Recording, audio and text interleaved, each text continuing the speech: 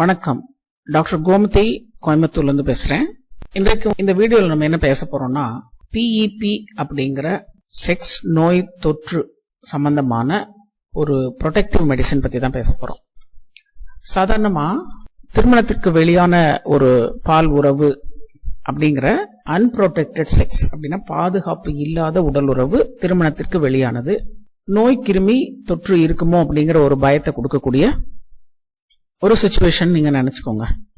அந்த மாதிரி சமயத்தில் இப்போ உதாரணமாக மசாஜ் போகிறீங்க, அந்த சமயத்தில் ஒரு ஹாப்பி என்டிங் அப்படிங்கிற ஒரு விஷயமா உங்களுக்கு உடல் உறவோ இல்லை வாய்ப்புணர்ச்சியோ அதன் மூலம் தொற்று கிருமி வந்திருக்குமோ அப்படிங்கிற ஒரு பயம் இருக்குது அப்படின்னா நீங்கள் இதை ரொம்ப நிதானப்படுத்தி யோசிக்காமல் அடுத்த நாளே அருகில் இருக்கக்கூடிய இந்த சிகிச்சை பண்ணக்கூடிய ஒரு டாக்டரை நீங்கள் அணுகணும். சாதாரணமாக உங்கள் ஊர்லேயே இதற்கான டாக்டர்ஸ் அவைலபிளாக இருப்பாங்க.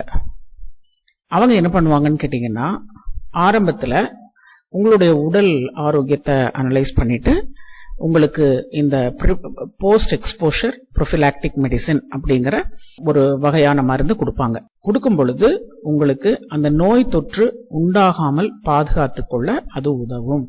சாதாரணமா இந்த மாத்திரைகள் எப்படிப்பட்டவையா இருக்கும் அப்படின்னு பாத்தீங்கன்னா, 3 மருந்து இல்ல 4 மருந்து கலந்த மாதிரி மெடிசின்ஸா இருக்கும்.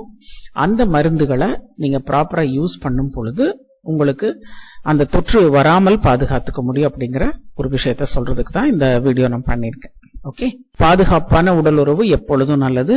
அதுலயும் உங்களுக்கு அந்த காண்டம் பிரேக் ஆயிருச்சு அப்படின்னா நீங்க இம்மிடியட்டா ஒரு டாக்டரை பாக்குறது நல்லது. ரொம்ப நேரம் கழிச்சு அப்படின்னா ஒரு 2 days கழிச்சு 3 days கழிச்சு அப்படி டாக்டர்கிட்ட போகும்போது அவர்கள் இதற்கு உதவ முடியாத ஒரு சூழ்நிலை உண்டாகிறது, உங்களுக்கு ஒரு பாதிப்பை கொடுக்கறது, பய உணர்வே வரும் இல்லையா, அதுல இருந்தே உங்களை பாதுகாத்துக்கணும் இல்லையா.